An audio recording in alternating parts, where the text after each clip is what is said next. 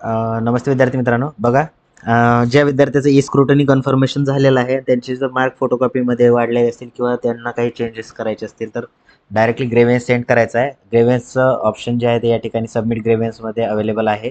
ठीक आहे.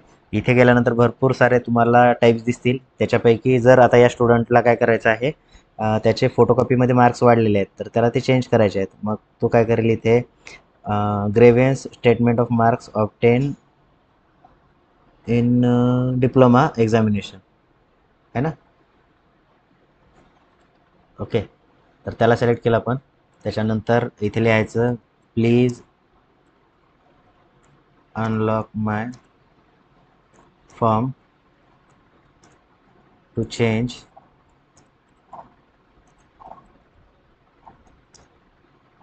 माय diploma marks.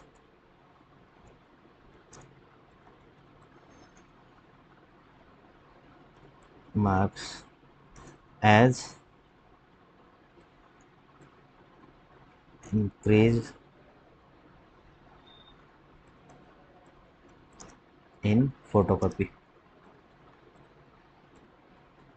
Okay, आणि या ठिकाणी तुमची मार्कशीट जी आहे ते मार्कशीट अपलोड करायची.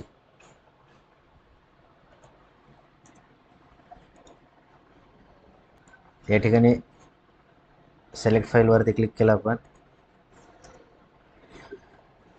फाईल अपलोड झाली आहे. सबमिट ग्रेव्हन्सवरती क्लिक करा. तुमचा ग्रेव्हन्स सबमिट झालेला आहे. या ठिकाणी ग्रेव्हन्स स्टेटस चेक करत राहा. पेंडिंग दाखवता येतं सध्या. ज्यावेळेस ते ॲक्सेप्ट करतील त्यावेळेस इथं FC रिमार्क देऊन ते ओके किंवा ॲक्सेप्टेड और रिजेक्टेड असं मेन्शन करतील. ठीक आहे. ॲक्सेप्टेड असेल तर तुमचा फॉर्म अनलॉक होईल. तुमचे फॉर्म जे मार्क्स आहेत चेंज करून घ्या. ठीक आहे. अशा प्रकारे तुम्हाला ग्रेव्हन्स सेंड करायचा आहे आणि तुमचा फॉर्म हे करायचं आहे. जर फिजिकल स्क्रुटिनी असेल तुमचं तर डायरेक्टली कॉलेजला जायचं आहे. त्या ठिकाणी कॉलेजला जाऊन तुमचे मार्क हातात चेंज करून घ्यायचे. ठीक आहे.